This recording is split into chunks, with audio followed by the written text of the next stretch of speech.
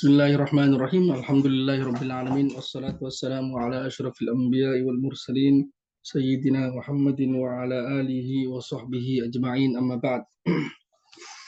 Alhamdulillah pada malam hari ini, malam tahun baru, bukan malam tahun baru, tanggal pertama 1 Januari 2024 kita merayakannya dengan ngaji.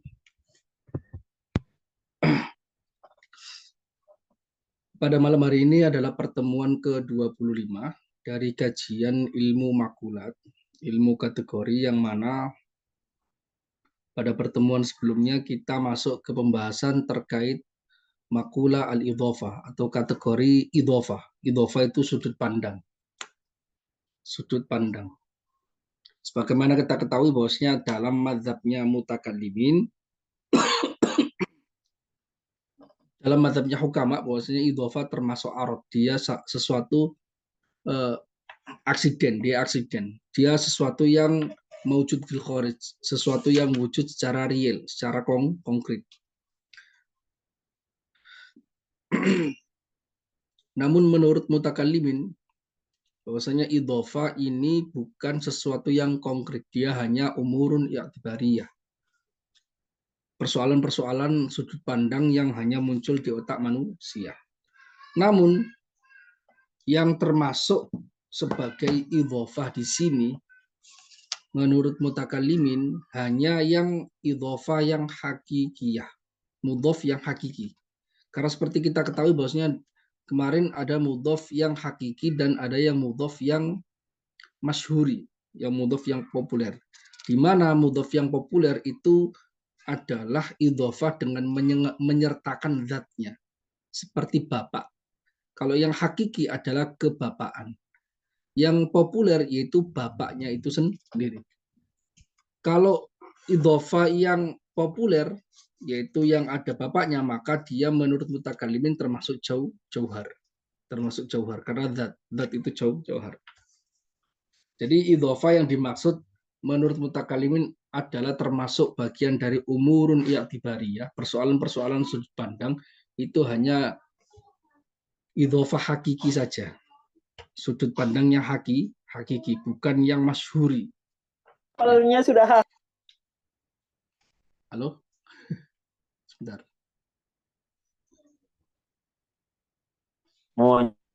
Oke. Jelas ya? Dengar ya suaranya ya? Oke. Ya. Maka kita perlu mengetahuinya. Jadi kemarin kita telah menuntaskan separuh dari pembahasan terkait makula al-idhofah. Kategori idhofah, kategori sudut pandang. Yang menurut hukama ini termasuk sesuatu wujud yang konkret di alam real menurut hukama. Dan ini tidak disepakati oleh ulama kalam mutakallimin. Dan menariknya idhofah ini masuk ke semua makulat, bahkan termasuk masuk ke kategori idhofah itu sendiri. Dia bisa nempel pada makulat kam, ya.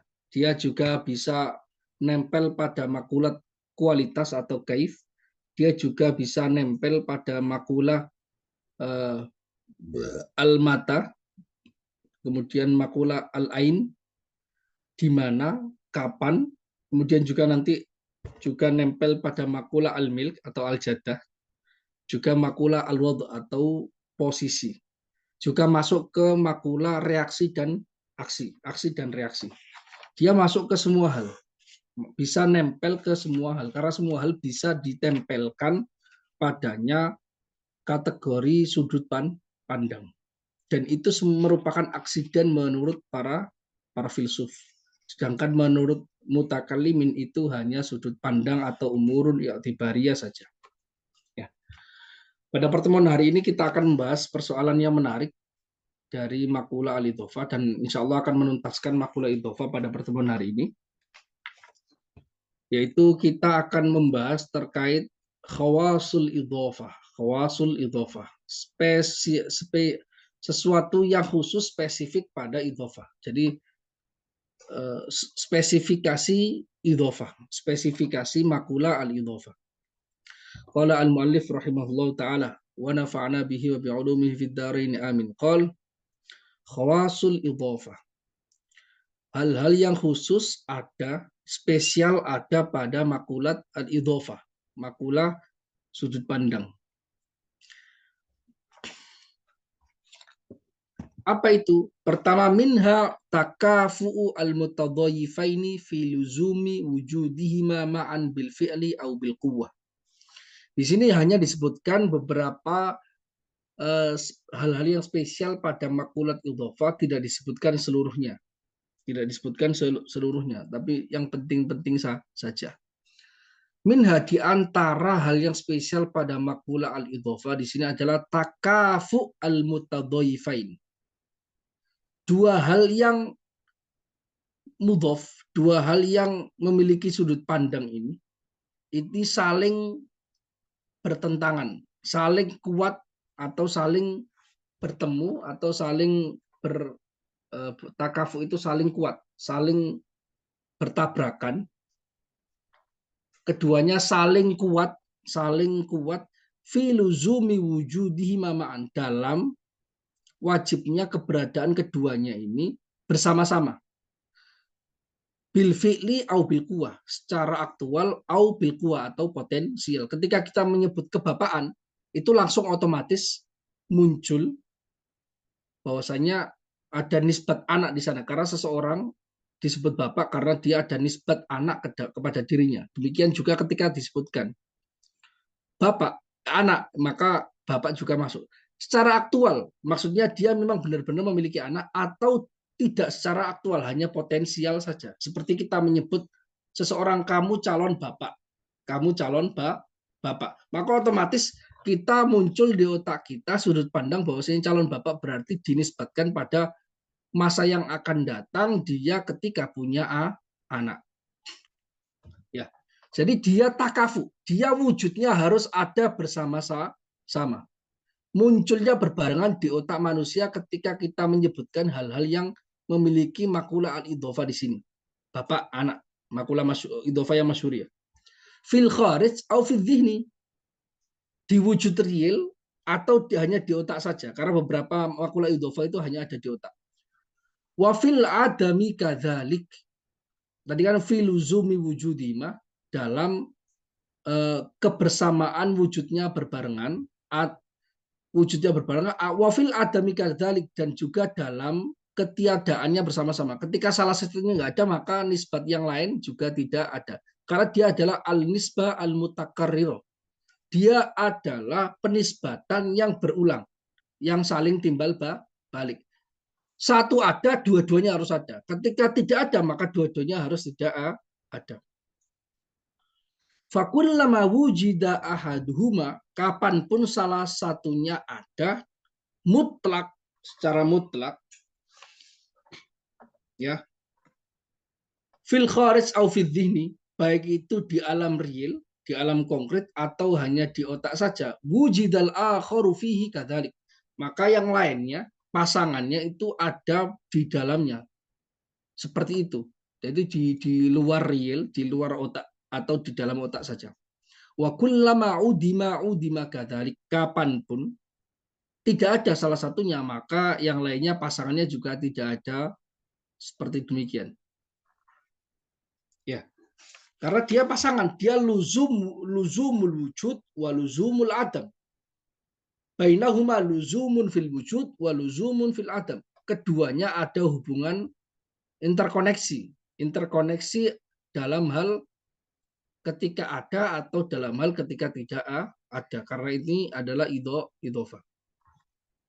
Contohnya, misalu wujudihima bil fi'li, contoh dari keberadaan keduanya, yaitu mudhofaini, mutadhayifaini, sesuatu yang memiliki sudut pandang, bil fi'li secara aktual, itu apa? Berarti maksudnya di sini adalah makula yang idhofah yang masyhur. Kaunus syaikh saini bil fi'li ahaduma abun wal akhar ibnun. Contoh keberadaan secara aktual adalah keberadaan dua orang secara aktual. Salah satunya ini adalah ayah, yang lainnya adalah anaknya. Jadi ini wujudnya ada berbarengan. Wujudnya ada berbarengan. Namun nanti ada pertanyaan. Loh, kamu mengatakan bahwasanya mudhof, mutadhoyifain ini harus ada berbarengan. Lah, kan bisa saja bapak dan anak salah satunya meninggal. Berarti kan wujudnya nggak ada berbarengan. Iya kan?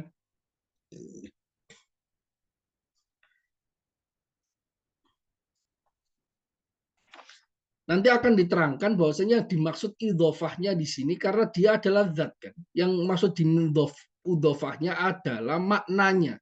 Makna kebapaan itu selalu muncul berbarengan dengan makna keanaan. Jadi karena dinisbatkan pada anaknya.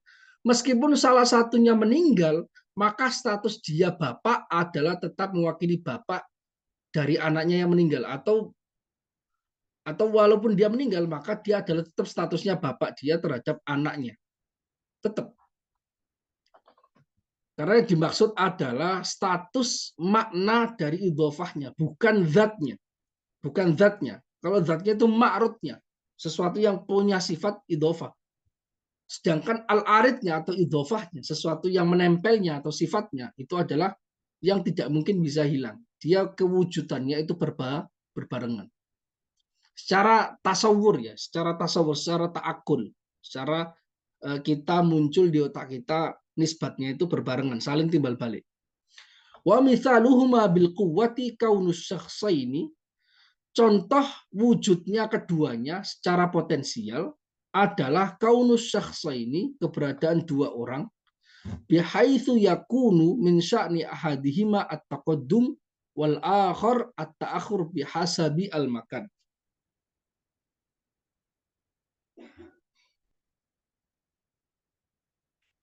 Ya. Contoh secara potensial adalah keberadaan dua orang di mana yang salah satunya itu punya sifat lebih dahulu, yang akhir lebih akhir dari sisi tempat. Dari sisi tempat ini secara potensial. Jadi ada dua orang yang memiliki posisi yang satunya di depan, satunya di belakang. Lah, sama dengan yang saya katakan tadi. Lah kan bisa saja kita hanya memandang orang yang di depan, tapi tanpa memandang orang yang di belakangnya, atau memandang orang yang di belakangnya, tidak memandang orang yang di depannya. Nah, nanti akan diterangkan. Sebenarnya khawasul idhofah atau spesialisasi idhofah di sini yang pertama ini takafu al-mutadhaifan fi luzumi wujud wa luzumil adam. Kekuatan mereka bersama-sama dalam ketika ada dan ketika tidak ada itu berlaku pada mudhof yang hakiki, bukan yang mudhof yang masyhuri. Mudhof hakiki itu maknanya kebapaannya dan keanaknya, dan dia nggak bisa hilang. Keberadaan kedepanannya dan keakhirannya. Sesuatu disebut sebagai lebih depan dibandingkan yang lain itu karena ada yang disebut lebih akhir. Dia lebih depan, maka ada sesuatu yang lebih akhir. Dia lebih akhir, maka dinisbatkan pada sesuatu yang lebih depan. Atau lebih dahulu berarti ada yang lebih terlambat. Seperti itu. Bukan zatnya. Kalau zatnya dia adalah idhofah yang masyhuri saja. Kalau itu adalah bisa saja salah satunya hilang. Maka yang dimaksud takafu al-mutadhayifain fi luzumil wujud wal adam itu adalah terkait dengan idhofah yang hakiki, bukan yang idhofah yang masyhuri. Jelas. Ada pertanyaan, su'alun wa jawabuhu. Ada pertanyaan dan jawabannya. Yang tadi saya terangkan, ini dituliskan di sini. Kaifa yuja'alu al-mutaqaddimu wal mutaakhiru minal mutadhayifain. Bagaimana dianggap sesuatu yang lebih dahulu dan sesuatu yang lebih akhir itu termasuk al-mutadhayifain, termasuk dua hal yang memiliki relasi sudut pandang, yang dimana memiliki relasi yang saling timbal balik. Ma'annahuma la yujadani ma'an. Padahal keduanya tidak wujud bersama-sama. Kalau wujud bersama-sama, maka kita tidak bisa menyebutnya sesuatu lebih dahulu, terus adanya sesuatu yang lebih akhir. Karena selalu yang lebih dahulu wujudnya lebih dulu dibandingkan yang lebih akhir. Kok tadi disebutkan bahwasanya ini termasuk mutadhaifan luzumil wujud. Padahal kan kalau di depan berarti dia lebih dulu dibandingkan yang di belakang. Waqad qurira fi khawasil al-idhafah luzumu dzalika. Sedangkan ditelangkan di dalam spesial hal-hal spesial di dalam makula idhofah wajibnya keberadaan mereka bersama-sama. Kok di depan dan di belakang lebih dahulu dan lebih akhir itu termasuk makula idhofah, padahal kan dia wujudnya pasti tidak berbarengan kan? Nah, itu masuk dari makula idhofah, tapi harus idhofah yang hakiki. Bukan yang masyhuri. Kalau masyhuri itu adalah zatnya. Ada zat yang ada datang lebih dahulu. Kemudian ada zat yang datang lebih akhir. Itu bisa tidak berbarengan dan pasti tidak berbarengan. Namun yang dimaksud adalah maknanya. Ketika kita menyebut sesuatu ini lebih dahulu, maka otomatis otak kita juga muncul, dia dinisbatkan pada sesuatu yang lebih akhir. Ya, sesuatu disebut sebagai ini lebih akhir, maka dinisbatkan pada sesuatu yang lebih dahulu. Maknanya saja, bukan zatnya. Karena itu ini rahasia. Ini rahasianya begini. Ketika Allah Subhanahu wa taala mengatakan kan Allah walam yakun syai'un ghairuh, walam yakun syai'un ma'ah. Allah ada, yang lainnya tidak ada. Di level azali tidak ada apapun selain Allah, maka Allah tidak bisa disebut sebagai dia di depan atau di belakang atau di samping atau di kanan dari sesuatu yang lain. Yang lainnya nggak ada. Di level azali tidak ada apapun selain Allah Subhanahu wa taala. Ya. Makanya kalau kita mengatakan bahwasanya wujudnya Allah adalah wujud azali dan azali kita maknakan sebagai zaman, maka ini problem. Nanti akan memasukkan unsur idhofah kepada zat Allah Subhanahu wa taala. Wujudnya Allah itu berdimensi idhofah, sudut pandang. Tasawur kita Allah berarti ada alam semesta. Ini kan yang dipikirkan oleh orang-orang Wahabi dan Salafi selama ini. Mereka nggak ngomong saja. Mereka tidak ngomong saja. Karena itu, dan itu namanya tidak tanzih, tidak mensucikan Allah dari hal-hal yang hadis. Tidak mensucikan, karena Allah tidak bisa dibegitukan, sama sekali tidak bisa dibegitukan. Ya. Jadi ini rahasianya, kita mengenal hal-hal seperti ini rahasia. Karena kalau kita mengatakan bahwa Allah lebih dulu dibandingkan makhluk, misalnya gini, tapi pikiran kita lebih dulunya ini adalah makulatnya idhofah, maka ini memasukkan unsur yang tidak tanzih kepada nisbat Allah Subhanahu wa taala. Karena yang dimaksud Allah lebih dahulu dibandingkan manusia, Allah itu tidak memiliki permulaan. Tidak bisa dibandingkan terhadap makhluk manapun, dimensinya berbeda. Bahkan dimensi sendiri itu makhluk. Level atau azali itu bukan sesuatu yang dia berbanding atau dia itu kelanjutan dari alam yang hadis. Seperti ketika kita menarik benang ke belakang, terus nanti ujungnya nanti kita sebutnya sebagai azali. Tidak demikian. Tidak demikian. Tidak demikian. Ya. Ini rahasia. Ketika kita membaca ilmu makulat nanti akan kita lebih paham tentang bagaimana berakidah dengan benar. Asal bisa memahaminya. Asal bisa memakainya. Oke, kita kembali lagi. Pertanyaannya tadi, bagaimana lebih dahulu dan lebih akhir dimasukkan ke dalam kategori makula al-idhofah, padahal keduanya tidak mungkin datang bersamaan. Padahal tadi syaratnya itu adalah harus ada bersamaan dalam wujud ataupun dalam ketiadaan. Al-jawabu hadhil khasah lil mudhaf al-hakiki. Jawabannya adalah spesialisasi ini hanya pada mudhaf yang hakiki, yaitu terkait dengan makna. Terkait dengan makna. Fattadhayuf innama huwa baina mafhumaihima. relasi tadoyuf, relasi saling sudut pandang ini yang merupakan relasi timbal balik hanya terjadi antara mafhum keduanya, antara tasawur atau mafhum itu apa itu? Mafhum itu pandangan atau pandangan konsep keduanya, konsep. Wahuma ma'an fi dzihni. Nah, konsepnya keduanya ini bersama-sama wujudnya di otak secara langsung muncul. Ketika kita mengatakan dia lebih dulu dibandingkan yang lain, dia lebih dulu, otomatis kita menyangkutkannya pada sesuatu yang lebih akhir. Ketika kita menisbatkan sesuatu itu lebih akhir, maka kita otomatis menisbatkannya pada dibanding pada sesuatu yang lebih dahulu. Maka makna Allah Subhanahu wa taala lebih qadim atau makna Allah itu qadim itu bukan maknanya lampau. Qadim itu bukan bermakna lampau seperti bahasa kita. Allah adalah qadim, Allah lebih dulu dibandingkan makhluk. Itu maksudnya bukan berarti Allah itu punya memiliki makula idhofah terhadap makhluk. Tidak demikian. Itu makna yang berbeda. Keterbatasan bahasa tidak mungkin bisa diungkapkan karena itu ada indikasi-indikasi di dalam hadis jelas Allah kan Allah walam yakun syai'un ghairuh. Allah ada, yang lainnya tidak ada. Wahual an alama alaikan. Allah tetap tak berubah, tetap di dimensi azali sampai sekarang. Jadi dimensi waktu itu adalah ciptaan Allah Subhanahu wa taala.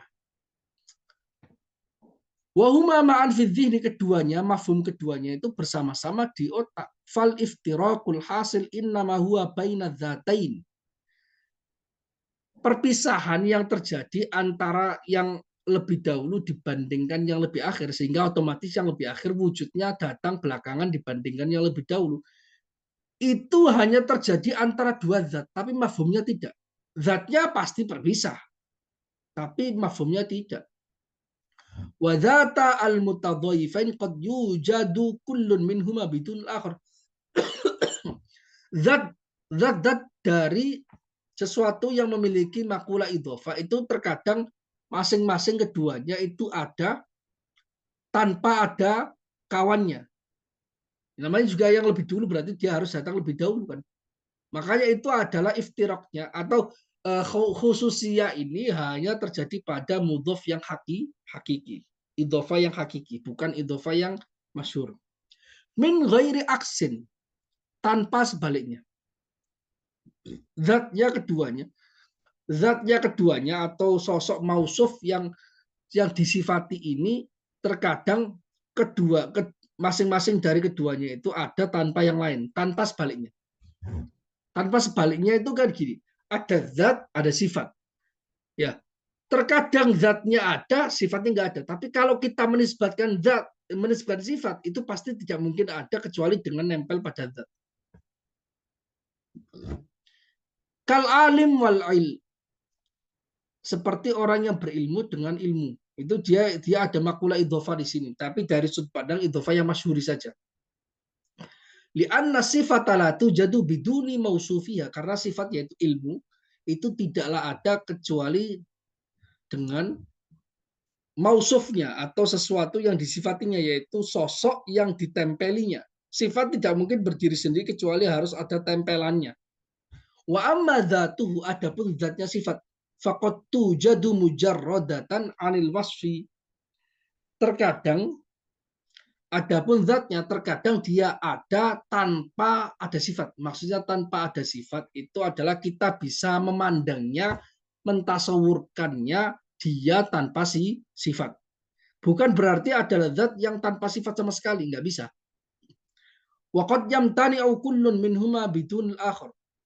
Nah, terkadang ada bentuk idhofah yang keduanya itu mustahil ada tanpa ada kawannya sama sekali. Harus bersamaan. Kal illati ma'a ma'luliha, seperti illat dan ma'lul. Seperti relasi kausalitas. Ada yang disebut sebagai cause, ada yang disebut sebagai efek. Ada yang disebut penyebab, ada yang disebut sebagai efek. Asyakhsi al-khas, seperti maklul yang spesifik, yang personal yang spesifik. Jadi Sesuatu yang disebut sebagai cause kemudian disebut sebagai efek, dia itu wujudnya harus bersamaan. Karena kalau tidak bersamaan, maka maklulnya ini apa? Siapa yang mendorong dia muncul? Harus dia bersamaan dengan jeda waktu walaupun 1 detik, 1/100 itu menimbulkan keretakan antara relasi antara ilah dan maklul. Itulah alasan mengapa Allah Subhanahu wa taala itu bukan posisinya sebagai ilah terhadap makhluk. Allah adalah kes terhadap alam semesta. Alam semesta adalah efeknya. Dengan pemaknaan ilah dan maklul itu mustahil. Karena itu menyebabkan antara Allah dan makhluk dua-duanya qadim atau dua-duanya hadis. Ini mustahil. Itu mustahil. Karena itu Allah itu al-khaliq, pencipta. Pencipta itu bukan al-illah, bukan al-illah. Kalau ada bahasa-bahasa ulama menyebut Allah sebagai illatul ilal, ilahnya ilal itu hanya bahasa metafor, bukan makna ilah yang asli sama sekali. Bahkan sebenarnya kalau di dalam mazhab Asy'ariyah, Asy'ariyah tidak percaya adalah ilal dan maklul sama sekali. Dengan pemanaan filsuf ya. Karena ilah dan maklul harus bersamaan. Karena dengan meyakini adanya ilah dan maklul di alam semesta, itu meyakini ketiadaan penciptaan. Otomatis. Otomatis. Dia makna yang bertentangan dari konsep kreasi, konsep penciptaan. Jadi yang diakui oleh para ulama Asy'ariyah Ahlussunnah wal Jamaah yang kita sebutnya sebagai kausalitas atau apapun itu bahasa kan bisa-bisa. Asy'ariyah mengakui kausalitas tapi tidak dengan makna kausalitas yang dipahami oleh para filsuf. Karena para filsuf memahami ilah dan maklul harus bersamaan bareng. Karena kalau tidak demikian maka maklulnya ini bukan disebabkan oleh ilah. Itu secara rasional memang demikian. Karena itu para ulama mutakalimin kalau maknanya demikian maka tidak mungkin ada relasi ilah dan maklul sama sekali di alam semesta. Tidak mungkin. Kausalitas tidak ada dengan makna seperti itu. Kalaupun ada kausalitas, kausalitas itu tidak bermakna demikian yang diakui oleh ulama Ahlussunnah wal Jamaah. Yang diakui adalah ada sesuatu yang disebut sebagai sebab, ada sesuatu yang disebut sebagai efek. Dan dia munculnya beriringan. Sebagaimana Allah menciptakan ilah, Allah juga menciptakan maklul. Sebagaimana Allah menciptakan sebab, Allah juga menciptakan musababnya sekaligus. Ya. Tapi dia tidak disebabkan oleh sebab itu secara independen. Sama sekali juga. Makanya terkenal ulama Ahlussunnah la yaqulu bil illah, tidak memiliki pandangan adanya ilah dan maklul dengan makna filsuf. Tapi kalau dengan makna yang diedit, dengan makna yang saya terangkan tadi hanya hanya relasi kewujudan yang beriringan tanpa salah satunya mempengaruhi yang lain dengan independen, maka itu diakui oleh ulama Ahlussunnah wal Jamaah. Oke, itu nanti akan kita ketahui di umurul am. Makanya ada di bab terakhir itu ada ilah, ada 4 macam ilah yang itu diakui oleh para filsuf. Tapi di sini saya terangkan karena muncul di sini. Oke, jelas ya. Itu adalah khosiyah yang pertama. In itof kelanjutannya wa minha wujubu in ikasi kulli wahidin minal mutadhayifaini ilal akhar. Ay yuhkamu bi idhafati kulli wahidin minal mutadhayifain ila sahibihi min haitsu huwa mudhafun ilaihi. Di antara kekhususan makula al-idhafah adalah wajibnya masing-masing dari al-mutadhayifain yang memiliki relasi idhafah di sini wajib bisa dibalik kepada yang lain. Inikas wajib bisa dibalik. Ini hanya permainan doang, permainan kata-kata di sini. Maksudnya permainan di otak-atik itu permainan. Ayuh kamu bidhof artinya dihukumi penisbatan masing-masing dari keduanya kepada partnernya dari sisi dia adalah mudhof ilaihi, sesuatu yang disandarkan padanya.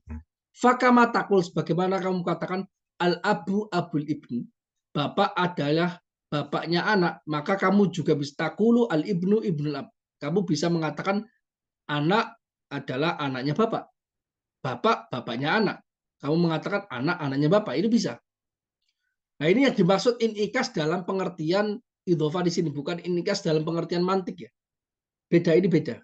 Kalau inikas dalam pengertian mantik itu nanti maudhu dan mahmul, mahmul jadi maudhu. Ini enggak demikian. Ini beda. Wa yuqalu li hadzal inikas at-takafu'u fin nisbah. Keterbalikan dalam makula al-idhofah ini disebut sebagai at-takafu'u fin nisbah. Saling kuat dalam penisbatan. Dia adalah saling bertanding, saling berbanding dalam nisbat.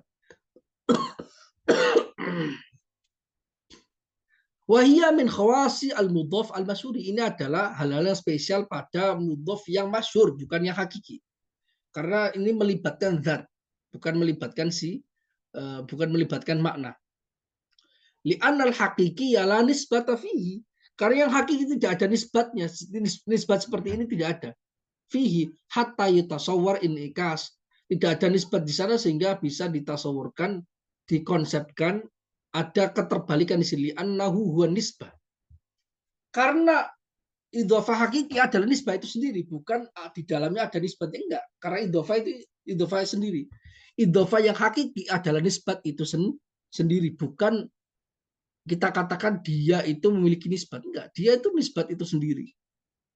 Makanya tidak. Jadi yang kedua ini adalah keistimewaan dari mudhof yang masyhuri. Bapak, bapaknya anak, anak, anaknya bapak, dibolak-balik bisa. Dan maknanya tetap benar.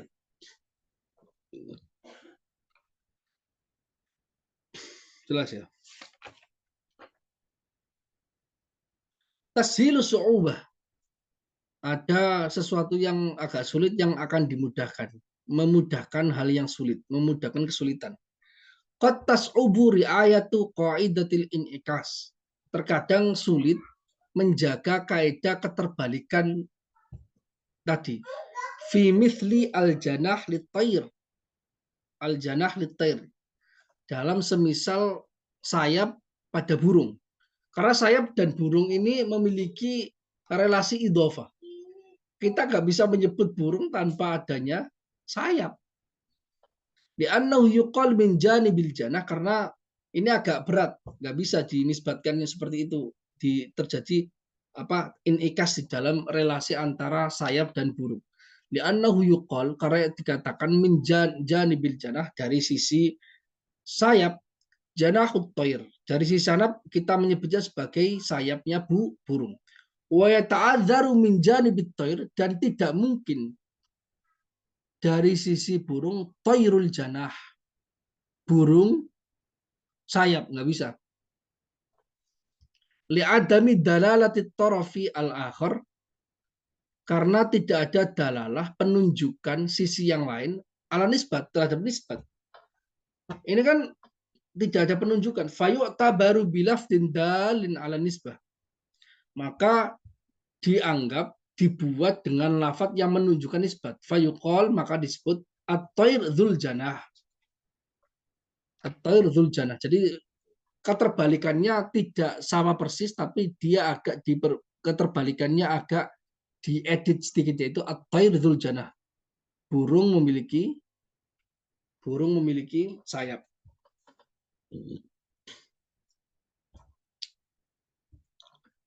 Rujuk kembali lagi, jadi melanjutkan khawasnya, keistimewaan di dalam makula al-idhofah.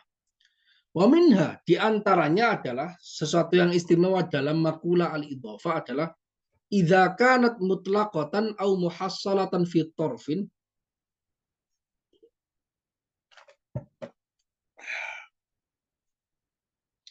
Jika idhofahnya itu mutlak. Mutlak itu tidak terjadi pada sebuah zat.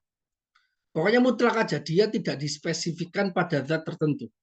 Au muhassalatan fi tarfin. Atau dia dispesifikkan, dihasilkan pada satu sisi.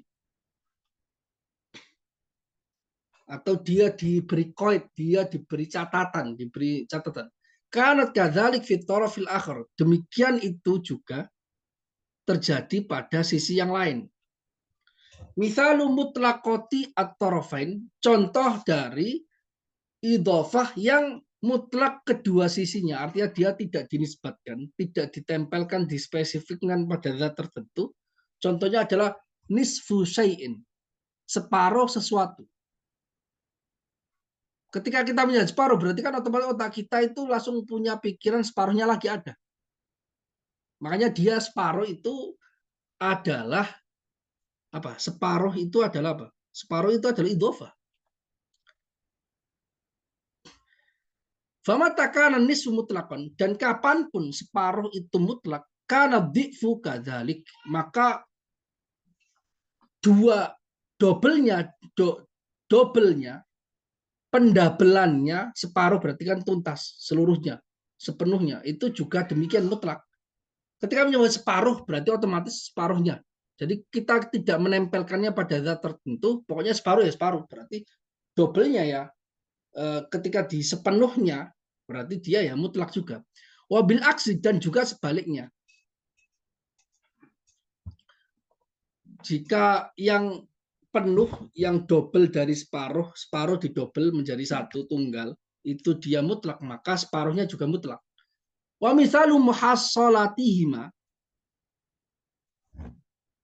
dan contoh dari idhofah yang muhassalah, dia dispesifikkan pada hal tertentu. Arba'atun wasnan, contohnya 4 dan 2. Contohnya adalah 4 dan 2. 4 dan 2. Bilangan 4 dan 2. Famata kana nisfu muhassalan mahsuran kana dhifu kadzalika bil aks.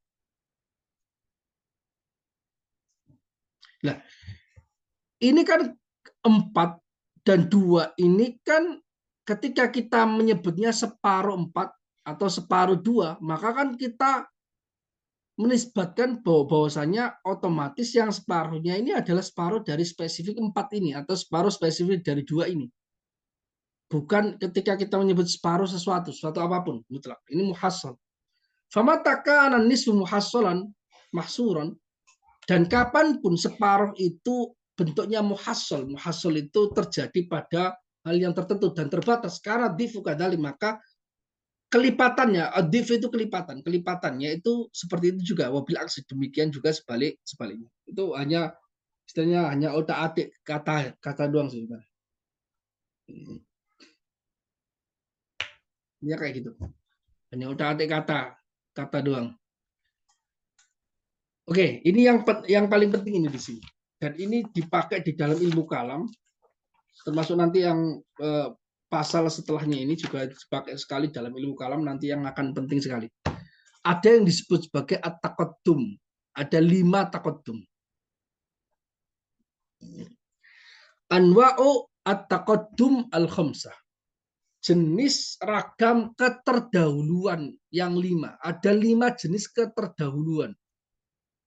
Jadi keterdahuluan itu bukan hanya bermakna dimensi waktu, tapi juga ada dimensi yang lain. Misalnya presiden lebih dahulu dibandingkan kita, maksudnya lebih dahulu bisa waktunya, bisa derajatnya, bisa tempatnya. Nah, emang agak susah di dalam bahasa Indonesia ketika kita ngomong dahulu, itu kan dimensinya selalu waktu. Kalau di dalam bahasa Arab, taqaddum atau as-sabq, itu bukan bermakna murni waktu. Pokoknya ada, bukan hanya posisi, bukan hanya waktu. Jadi maknanya itu bisa lebih dari 1 atau 2, bisa 5. Dan ini yang dikatakan oleh para filsuf. Para filsuf mengatakan taqaddum itu ada 5. Para mutakalimin 5 juga diakui, tapi tambah 1. Tapi 1 ini menurut mutakalimin yang lain itu juga bisa dikembalikan ke 5. Jadi yang mutafak itu sebenarnya 5 saja. Keterdahuluan. Ada 5 jenis ini sering loh. Ini penting sekali. Pertama, at-taqaddumu bizaman. Keterdahuluan dengan waktu. Berarti sekarang itu lebih dahulu dibandingkan, atau kemarin itu lebih dahulu dibandingkan sekarang kan? Seperti yakni annal mutaqaddima hasala fi zamanin sabiq ala zamani husulil mutaakhir. Ini pembahasan ini dimasukkan ke kategori makula idhofah karena kan taqaddum dan ta'akhir itu masuk ke dalam makula idhofah kan. Keterdahuluan, keterakhiran itu kan masuk kepada idhofah kan. Maka di sini disebutkan jenis taqaddum itu ada 5. Maksudnya adalah sesuatu yang lebih dahulu itu terjadi pada waktu yang lebih dahulu dibandingkan waktu terjadinya sesuatu yang lebih akhir. Berarti itu kaitannya keterdahuluan berdimensi waktu. Keterdahuluan berdimensi waktu. Fal mausufu fil haqiqah bitaqaddumi wa muqabilihi innama huwa az-zaman. Yang disifati secara hakikat dengan dahulu dan lawan dari dahulu yaitu akhir sebenarnya hanyalah waktu-waktu. Makanya dia disebut sebagai at-taqaddum bizaman atau taqaddum zamani. Kata qaddumi dzatil abi ala dzatil ibni, seperti keterdahuluan sosok ayah terhadap sosok anak. Karena otomatis ayah muncul secara zaman lebih dahulu dibandingkan sosoknya anak. Jelas ya. Jadi ini lebih mudah, kalau yang taqaddum zaman ini gampang. Ada lagi yang kedua, itu yang pertama. Wa taqaddumu bidzati wa toba. Ada taqaddum secara zat atau watak. Toba itu watak atau natural. Ala makna dengan makna annal mutaqaddima yujadu bidunil mutaakhir dunal aksi. Bahwasanya makna at-taqaddum bidzat, bahwasanya makna dari taqaddum keterdahuluan secara zat, secara esensial, secara tabiat itu bahwasanya sesuatu yang lebih dulu itu ada tanpa ada sesuatu yang akhir. Kita menyebut ini lebih dulu dibandingkan yang lebih akhir. Ini mungkin nggak masuk di bahasa Indonesia. Kalau bahasa Indonesia makna ini maksudnya adalah lebih kuat, lebih dibutuhkan dibandingkan yang lain. Dunal aksi, bukan sebaliknya. Fahuwa taqaddum dzati, itu adalah taqaddum esensial. Keterdahuluan yang dzati, yang esensial. Ai min haitsu dzatus syai' wa mahiyatu. Maksudnya dari sisi zat dan substansi sesuatu. Nah, maksud dengan bahasa lain taqaddum bidzat, maksud bahasa lainnya adalah fahuwa ibaratun an taqaddumil muhtaj ilaihi alladhi laisa bi'illah alal muhtaj. Itu adalah ungkapan tentang keterdahuluan sesuatu yang dibutuhkan yang bukan merupakan ilah, karena ilah nanti ada taqaddum bil ilah. Tapi sesuatu yang dibutuhkan itu lebih dahulu dibandingkan sesuatu yang membutuhkan. Maka kita mengatakan misalnya saya butuh dengan guru, maka guru itu lebih dahulu dibanding saya. Nah, ini yang dimaksud taqaddum bidzat. Taqaddum bidzat. Ini bukan berdimensi waktu. Bisa saja misalnya saya butuh terhadap guru komputer misalnya. Dia umurnya lebih muda daripada saya, tapi dia adalah lebih dahulu dibandingkan saya. Apakah dimensinya waktu? Tidak. Dia umurnya lebih muda dibandingkan saya. Tapi dimensinya keterbutuhan. Dimensinya adalah keterbutuhan. Ini juga disebut sebagai at-taqaddum. Maka Allah Subhanahu wa taala disifati dengan taqaddum bidzat. Allah itu qadim bidzat. Maksudnya Allah segala sesuatu butuh kepada Allah. Dalam bahasanya Asmaul Husna, Allah itu as-somad. As-somad itu segala hal itu butuh disandarkan pada Dia. Al-Qahir, as-somad. As-somad. Allah itu dijadikan sandaran segala hal. Bukan ilah, karena ilah nanti ada masuk ke taqaddum yang nomor 3. Kalau yang kedua ini taqaddum secara esensi.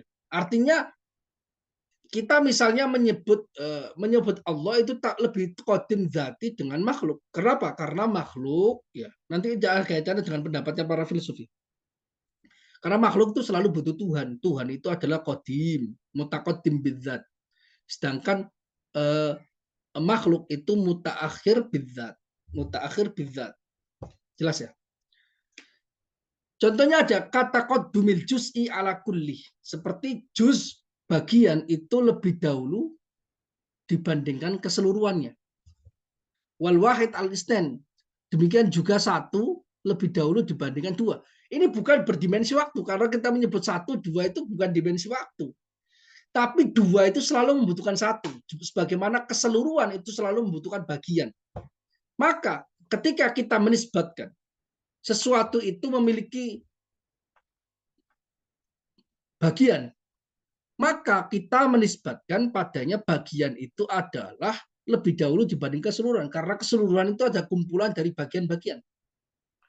Karena kalau, ya kan, nah, dan itulah kenapa kita mengatakan Allah itu mustahil memiliki bagian. Allah itu harus esa. Dalam pengertian zatnya esa, tidaklah murakkab, tidaklah tersusun dari bagian-bagian. Karena kalau Allah tidak esa, maka Allah tidak taqaddum zati. Allah tidak qadim bidzat. Allah tidak qadim secara zati, secara esensial. Kenapa? Karena kalau Allah memiliki bagiannya tangan, wajah, dan itu dimaknai sebagai anggota bagian tubuhnya Allah Subhanahu wa taala, maka itu kita menisbatkan Allah itu enggak qadim. Kenapa? Karena setiap hal yang kumpulan pasti butuh bagiannya. Allah butuh dengan anggotanya. Maka ada bagian dari Allah yang lebih dahulu dibandingkan Allah. Lebih dahulu secara esensial. Karena itu mustahil. Kita mengatakan Allah itu memiliki bagian, itu sama saja kita mengatakan sebagian dari bagian Allah itu bukan qadim bidzat, tapi qadim bil ghair. Karena bagiannya itu sebagai qadim. Artinya apa? Butuh, berarti Allah butuh dengan bagiannya. Itu mustahil. Allah ghaniyun anil alamin. Nas di dalam Al-Quran, Allah ghaniyun ala. Tidak butuh apapun. Karena itu tidak mungkin Allah memiliki bagian. Karena itu bertentangan dengan sifat al-ghina anil alam. Ghina dari keseluruhan seluruhnya. Nah, kalau paham ini nanti akan bisa paham terkait sifat-sifat Allah Subhanahu wa taala. Saya kasih contoh ilmu kalam karena nanti aplikasinya di sana. Yang ketiga, wa taqaddumu bil illah wa huwa taqaddumun dzati aidon. Illa annal mutaqaddima illatun fil mutaakhir kataqaddumi syamsi ala dhawiha. Yang ketiga adalah keterdahuluan dengan dengan ilat. Wa huwa taqaddumun dzati aidon. Itu adalah taqaddum esensial juga. Hanya saja ada makna tambahannya. Illa annal mutaqaddim, hanya saja sesuatu yang lebih dahulu itu menjadi ilat, menjadi penyebab dari wujudnya yang mutaakhir, sesuatu yang datang belakangan. Kata qaddumi syamsi ala dhawiha, seperti keterdahuluannya matahari atas sinarnya. Karena yang menyebabkan sinar itu muncul itu matahari. Matahari adalah ilat atau kes terhadap sinarnya. Sinarnya adalah efek. Sinarnya adalah efeknya. Jelas ya? Jadi maknanya sama. Jadi selalu butuh. Berarti maklul itu selalu butuh dengan ilah, tapi dia ada taqaddum bil illah, bil illiyah atau bil illah. Kemudian yang keempat yaitu wa taqaddumu bil makan, keterdahuluan dengan tempat. Dia lokasinya lebih dahulu, lebih di depan. Maksud taqaddum bil makan ini kalau dalam bahasa Indonesia maksudnya di depan, di belakang. Ya. Taqaddum bil makan itu maksudnya dalam bahasa Indonesia di depan. Bi an yakunal mutaqaddimu aqraba ila mabda'in muayyan minal mutaakhir. Dengan cara sesuatu yang lebih depan itu lebih dekat, lebih dahulu maksudnya adalah lebih dekat dengan cara sesuatu yang mutaqaddim, yang lebih dahulu itu lebih dekat pada titik poin tertentu. Minal mutaakhir, dari sisi dari sesuatu yang lebih akhir. Maksudnya dia lebih dekat, dia lebih depan dibandingkan yang mutaakhir. Ini taqaddum bil makan ini kita dalam bahasa Indonesia disebut sebagai lebih depan, lebih belakang. Kata qaddumil imami alal makmum, seperti lebih dahulunya imam dibandingkan makmum. Maksudnya dia lebih depan dibandingkan makmum. Bahasa Indonesia sama. Tapi maknanya bahasa Indonesia di sini adalah lebih depan, lebih belakang. Wa yusamma dzalika bitaqaddum ar-rutabi wal hissi. Itu disebut sebagai taqaddum rutbah, derajat atau hissi, secara fisik. Artinya dia lebih dahulu lokasi dibandingkan, dia lebih di depan lokasinya dibandingkan yang lain. Lokasi ini terkait dimensi lokasi, dimensi tempat. Dan Allah tidak mungkin memiliki ini juga. Nggak mungkin. Allah memiliki.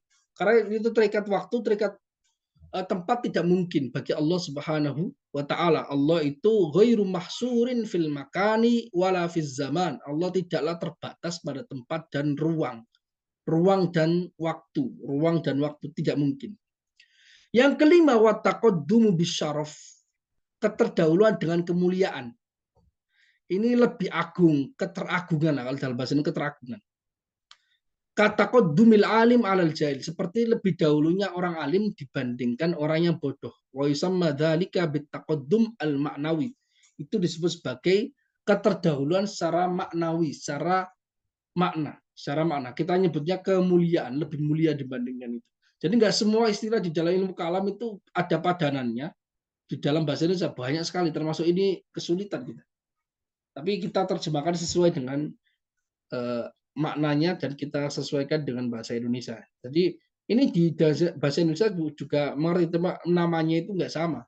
Karena itu kita menyebutnya bukan takodum, ini bukan takodum, ini bukan keterdahuluan. Kalau keterdahuluan hanya dimensi waktu saja. Di bahasa Indonesia itu agak kurang, atau bahasa seluruhnya lah agak kurang dibandingkan kalau di dalam bahasa Arab. Tambih, ada catatan di sini. Lit ta'akhur anwa'un khamsah. Keterakhiran itu juga memiliki 5 macam sebagaimana lawannya tadi.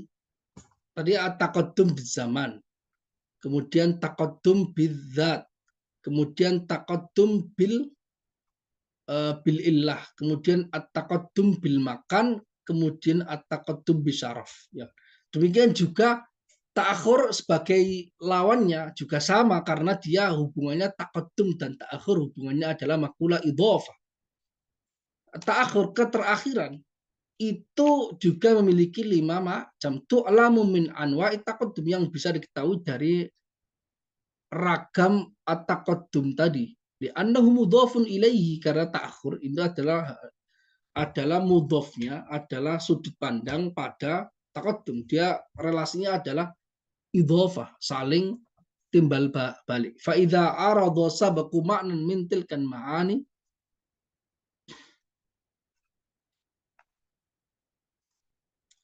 jika terjadi makna yang datang dahulu dari makna-makna tersebut, arada bil qiyas ilal akhir, ini sayunya keliru ini. Bil qiyas ilal akhir, dari sudut pandang yang lain. Arada lil akhir ta'akhurun huwan mudhafun lidzalika sabab. Maka terjadi pada yang lainnya, pada pasangannya keterakhiran. Jika ada muncul makna keterdahuluan, berarti otomatis karena dia relasinya ada idhofah, otomatis ada lawannya yaitu ta'akhur. Huwa mudhafun lidzalika sabab. Dia disandarkan pada keterdahuluan tersebut. Artinya apa? Otak kita selalu muncul ketika disebutkan keterdahuluan, maka ada yang keterakhiran.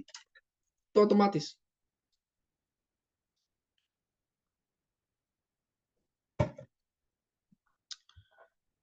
Bila sedibah tanpa ada kesamaran, wa baqiyat anwa'un ma'iyya wa hiya mabsutatun fil mutawwalat. Maka tersisa ragam kebersamaan, itu dijelaskan di dalam kitab-kitab yang panjang. Jadi ada taqaddum, ta'akhur, kan sama relasinya timbal balik. Ada juga al-ma'iyah, kebersamaan. Itu ada jenis-jenisnya. Tapi itu dijelaskan di kitab-kitab ilmu kalam ya. Kitab filsafat. Filsafat itu ada. Nggak dijelaskan di sini. Karena nggak masuk ke relasi tentang idhofah. Ma'iyah kan nggak ada relasi idhofahnya. Ya kan? Maka nggak disebutkan di sini. Oke, ini ada pembahasan terkait ilmu. Pembahasan terkait apa hakikat ilmu. Ilmu itu masuk makulat mana, dimasukkan kepada bab idhofah di sini karena sebagian ulama, dan itu yang dirojikan oleh Imam Ar-Razi di dalam Al-Mabahith Al-Masyriqiyah dan juga di dalam kitab Mathalib Al-Aliyah, itu dirojihkan bahwasanya ilmu itu termasuk min makulah al-idhofah. Karena itu dimasukkan di sini, meskipun ada sebagian pendapat yang lain, dan sepertinya pendapat Imam Ar-Razi ini bukan satu-satunya pendapat, karena imam yang lain merojikan yang lain, yaitu dia termasuk makula al-kaif, kuantitas. Ilmu itu masuk kategori apa? Apakah dia kuantitas, apakah dia hanya reaksi, apakah dia idhofah saja? Nah, ini ada 3 pendapat. Ikhtilafun ala ikhtilafin fil ilmu. Perbedaan pendapat atas perbedaan dalam memahami ilmu. Ada orang alim, ada ilmu. Ilmunya ini yang dibahas. Dia masuk kategori apa? Ini penting ini. Ikhtalafal ulama'u fil ilmi min ayyi maqulatin huwa. Para ulama berdebat, berbeda pendapat mengenai ilmu. Min ayyi maqulatin huwa, dari kategori apa ilmu itu? Dia masuk kategori mana? Kan dari 10 kategori ini dia masuk kategori yang mana? Dimasukkan ke dalam makula idhofah di sini karena ada yang dirojikan oleh Imam Razi, ilmu masuk kategori idhofah. Ilmu adalah nisbat antara orang alim dengan maklum, dengan objek ilmunya. Jadi ilmu itu di tengah-tengah. Wa huwa mabniyun ala ikhtilafihim fi makna. Perbedaan pendapat ini didasarkan atas perbedaan pendapat mereka dalam memahami makna ilmu itu sendiri. Hakikatnya definisi ilmu itu apa? Karena beda dari memandang hakikat atau definisi ilmu, tasawurnya atau konsepnya ilmu itu bagaimana, maka mereka berbeda pendapat terkait ilmu masuk kategori apa. Fajumhurul mutakallimin lamma angkarul wujud dzihniyyah. Mayoritas ulama mutakallimin ketika mereka mengingkari wujud secara rasional. Jadi mereka mengingkari wujud secara rasional. Maksudnya wujud secara rasional itu wujud dzihni yang ada di otak itu diingkari. Diingkari sebagai wujud yang real. Bukan diingkari adanya. Tapi diingkari maksudnya dia bukan wujud yang wujudi. Bukan sesuatu yang eksis secara real.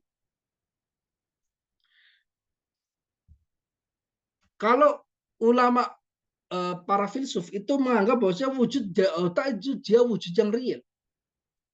Maka maksud dari mutakallim tidak percaya ada wujud dzihni di dalam otak, maksudnya adalah itu mengingkarinya sebagai wujud yang real.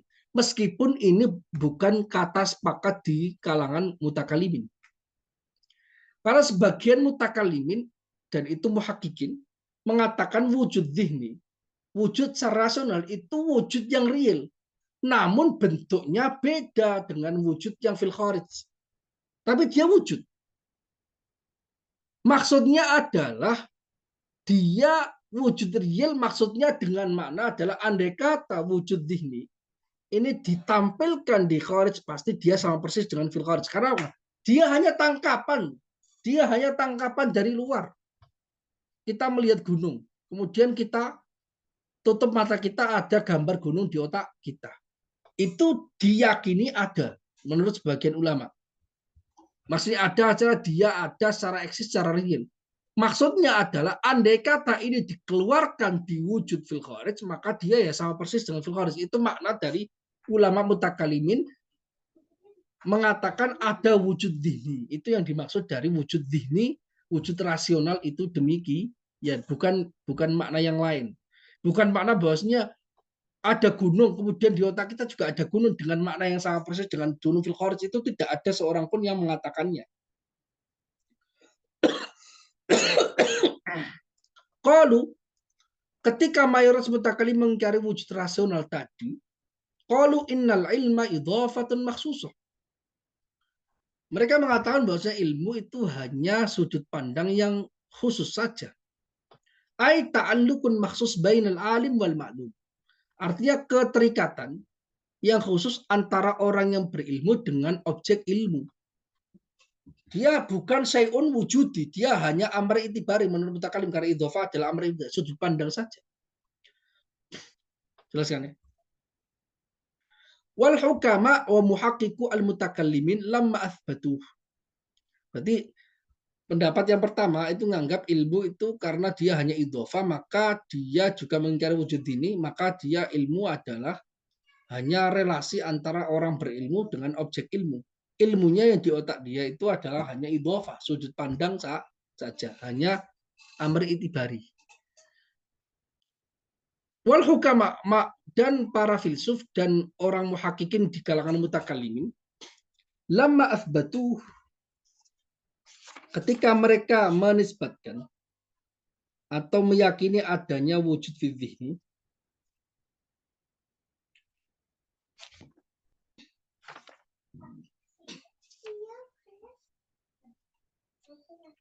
ini mazhabnya Nasiruddin At-Tusi.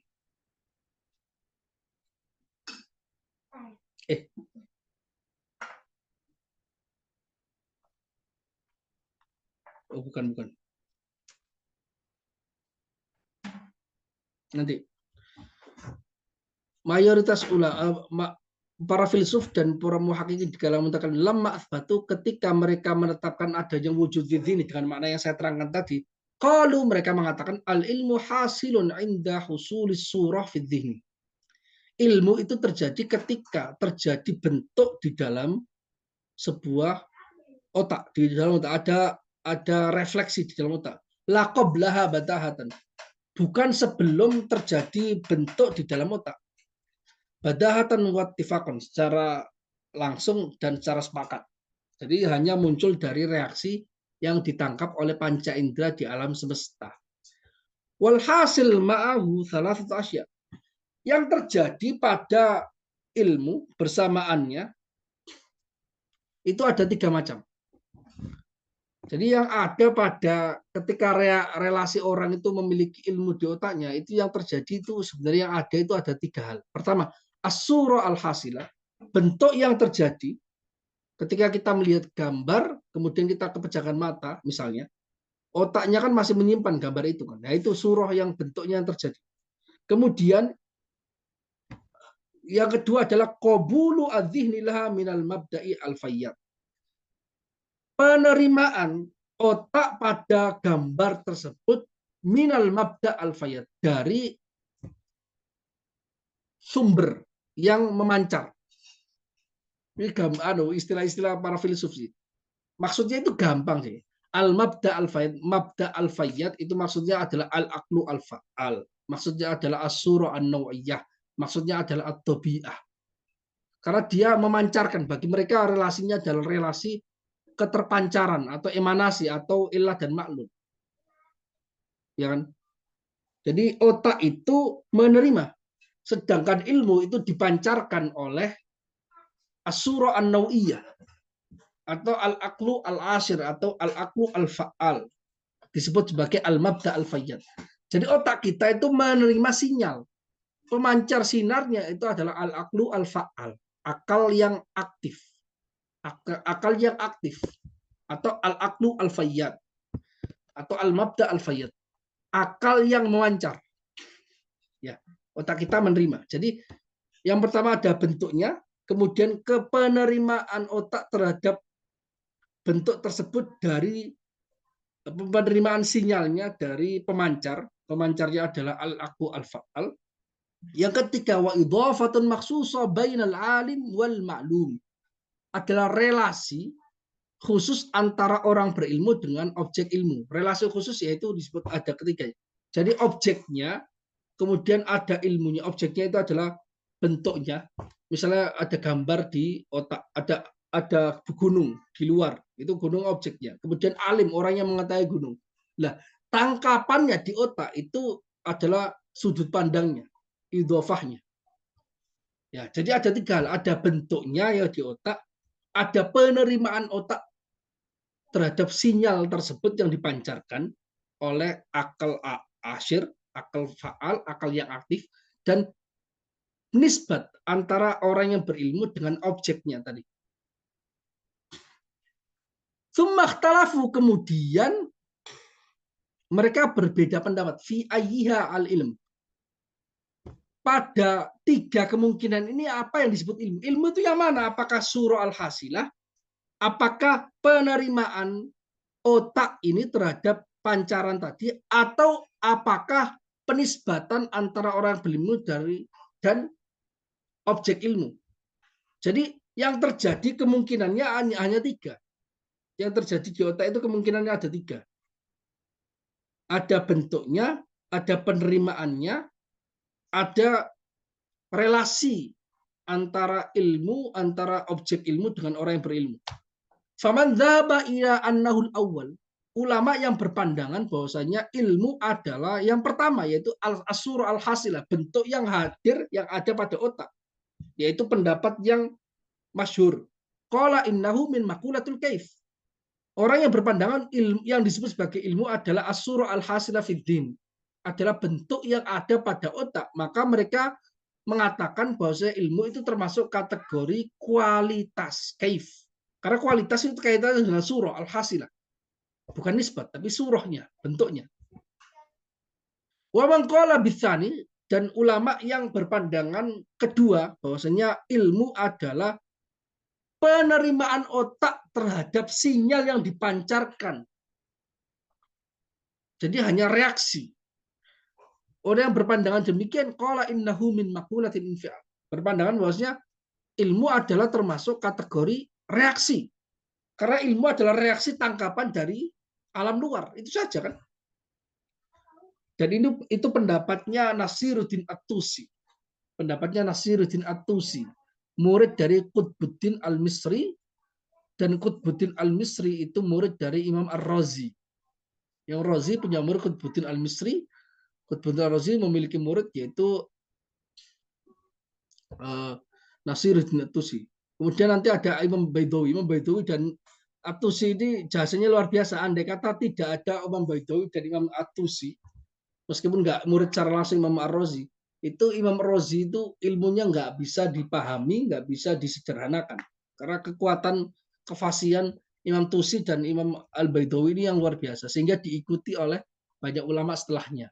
Munculnya Al-Iji dan sebagainya dari jalurnya antara At-Tusi dan juga Al-Baidawi. Waman ra'a annahu as-salis, dan ulama yang berpandangan bahwasanya ilmu adalah yang bentuk ketiga, yaitu adalah idhofah, penisbatan yang khusus antara orang yang berilmu dengan objeknya. Nisbat saja. Itu adalah pendapatnya Imam Ar-Razi, ilmu adalah termasuk idhofah. Ra'a annahu min maqulati idhofah. Dia berpandangan bahwasanya ilmu hanya dari sudut pandang saja, kategori sudut pandang. Wa asahhuha awwaluha, dan yang paling sah, yang paling kuat pendapatnya ini adalah pendapat yang pertama, yaitu ilmu masuk kategori apa? Kategori al-kaif, kuantitas. Karena itu kalau kita baca definisi ilmu di dalam awal definisi ilmu di dalam kitab-kitab kalam di awal-awal itu selalu ada beberapa definisi. Kalau kita lihat di ujungnya, di awalnya itu nanti kita tahu, oh, ulama ini mendefinisikannya secara kategori kaif. Oh, ini secara kategori infial. Oh, ini secara kategori idhofah. Itu udah ketahui. Ulama yang mendefinisikan atau menganggap ilmu itu masuk kategori al-kaif atau kualitas, maka mendefinisikan ilmu adalah as-sura al-hasila fiddin, bentuk yang ada pada otak. Kalau yang mendefinisikannya atau menganggapnya sebagai makula al-infial, dia hanya reaksi dari aksi dari luar, maka dia umum didefinisikan sebagai husulus sura fiddin. Husulu asura, keterhasilan bentuk di dalam otak. Ya, ada husul, kan ada reaksi di sana.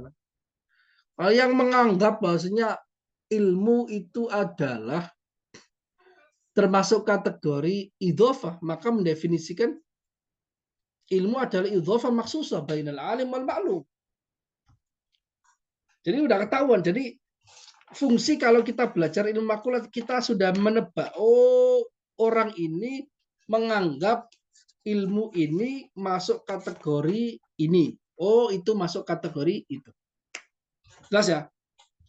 Saya pikir jelas sekali dan ini sudah terakhir. Maksudnya sudah selesai, bisa dilanjutkan di pertemuan berikutnya. Jadi bentar lagi kita hatam.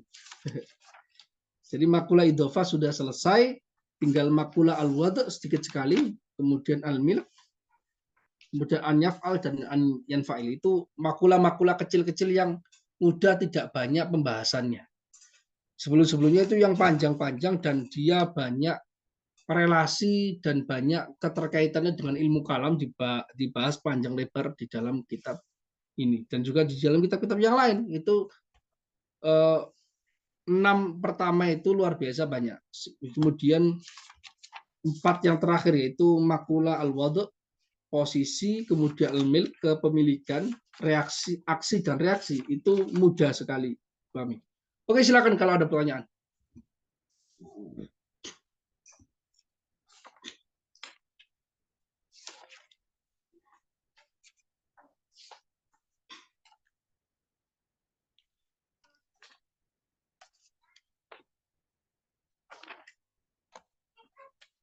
Pelajaran makulat dan nanti mungkin pelajaran umur lama ini benar-benar harus diulang-ulangi dalam arti diingat-ingat.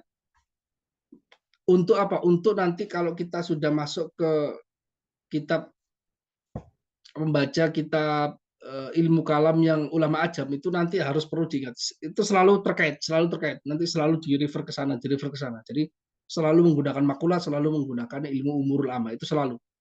Itu khas coraknya kitab-kitab kalam ulama ajam. Itu seperti itu. Dan nanti akan kita mungkin, ya nanti nggak tahu pertemuan ada setelah daurah apa lagi, saya nggak tahu. Nanti bisa direncanakan. Ya mungkin ada beberapa daurah sebelumnya, baru kita nanti akan masuk ke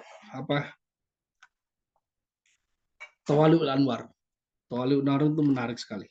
Jadi itu harus melewati Tawali'ul Anwar sebelum masuk ke mawakif. Itu harus, karena itu mawakif itu lebih rumit, jauh lebih rumit. Oke, silakan kalau ada pertanyaan.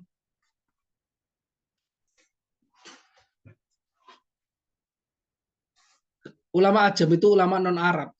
Karena memang kebanyakan ulama-ulama yang memiliki kitab-kitab ini memang tinggalnya di daerah Persia. Ajam itu maksudnya Persia.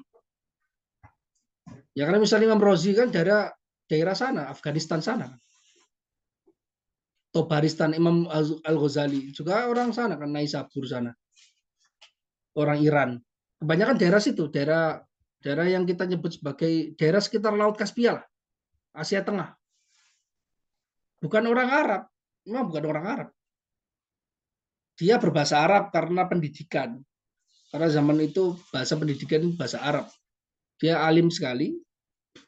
Nah, itu kebetulan itu memiliki corak pemikiran yang sama kan, corak pemikirannya agak beda. Ketika menulis kitab itu agak beda, maka para ulama menyebutnya sebagai ulama ajam. Ulama ajam itu ulama Mawaro'an Nahar atau ulama Asia Tengah atau ulama daerah sekitar Laut Kaspia, Azerbaijan, Iran, Uzbekistan, ulama ajam. Imam Bukhari itu ulama ajam, bukan ulama Arab. Kebanyakan ulama itu malah ulama Persia. Yang pinter-pinter Persia, Imam Sibawa itu Persia, Iran. Ulama ajam kebanyakan. Kebanyakan makanya disebutkan di dalam kitab Muqaddimah Ibnu Khaldun, kebanyakan ulama-ulama yang sebagai gunung-gunung ilmu-ilmu itu kebanyakan ulama ajam, bukan orang Arab. Karena orang Arab memang sejak dari awal sebenarnya otaknya itu bukan otak untuk kodifikasi ilmu. Otaknya orang Arab itu spontanitas. Karena kan ilmunya mereka itu sudah terangkum pada bahasa mereka. Bahasanya bahasa ibunya sejak dari dulu. Sehingga tidak memikirkan teori-teori. Yang memikir teori itu adalah orang yang bukan bahasa ibunya Arab. Makanya Sibawa itu belajar Arab, mendengar, terus akhirnya disama-samakan. Oh, kayak gini-gini, diciptakan kaidah. Kaidah itu muncul dari orang yang awalnya nggak tahu, baru akhirnya dipelajari kaidahnya. Dilihat polanya. Oh, polanya seperti ini disimpulkan. Polanya seperti ini disimpulkan. Nah, kalau orang Arab asli yang sejak dari lahir sudah memiliki bahasa ibunya bahasa Arab yang maksudnya tahun 200 Hijriah, itu ya tidak mungkin menelurkan kaidah, tidak mungkin. Tidak mungkin menelurkan kaidah-kaidah bahasa Arab, wong sudah mendarat daging. Sesuatu yang terlalu dekat, kadang itu kita nggak menyadari. Orang yang agak jauh itu yang bisa menyadarinya. Makanya itu kebanyakan ulama-ulama yang mengkodifikasikan ilmu itu ulama ajam.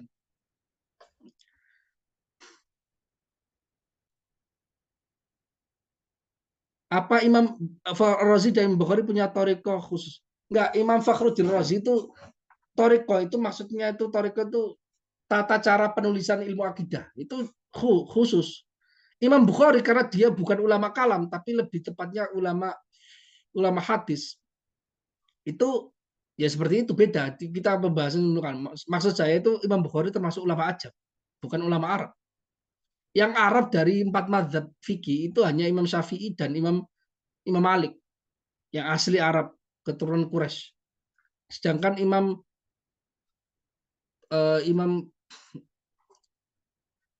Ahmad ibnu Hambal sama Imam Abu Hanifah itu bukan orang Arab, Persia.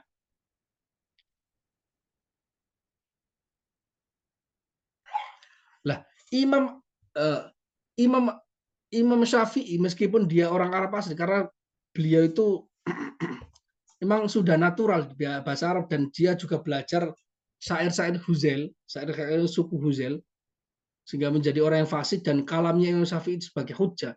Tapi beliau nggak mencukupkan dengan spontanitasnya itu.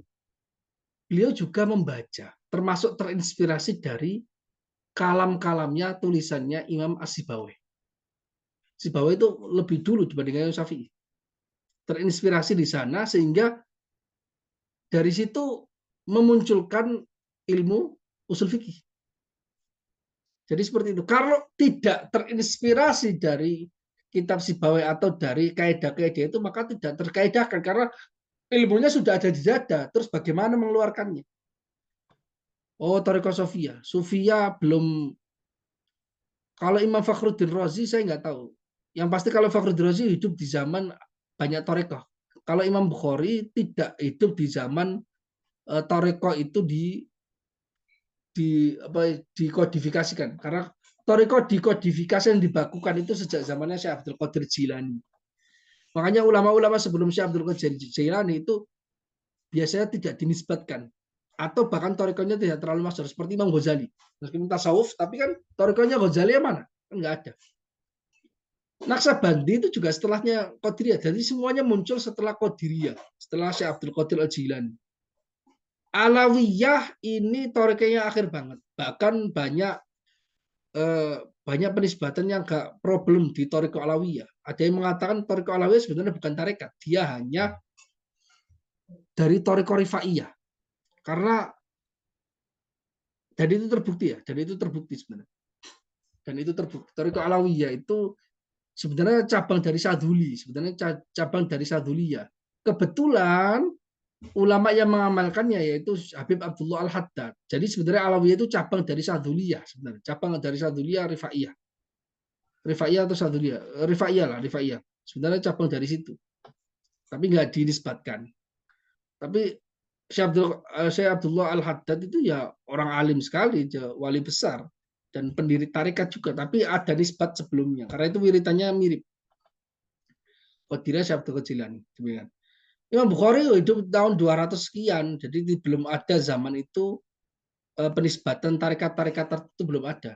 Meskipun sanadnya ada, tapi mereka mengamalkannya pribadi-pribadi sesuai dengan yang diterima oleh sanadnya. Karena sanad tarekat nyambung sampai ke Rasulullah Shallallahu Alaihi Wasallam. Namun dinisbatkan disebut sebagai tarekat A, tarekat B itu belum ada. Zaman itu belum terlalu ada. Oke. Oke, ada pertanyaan yang lain silakan.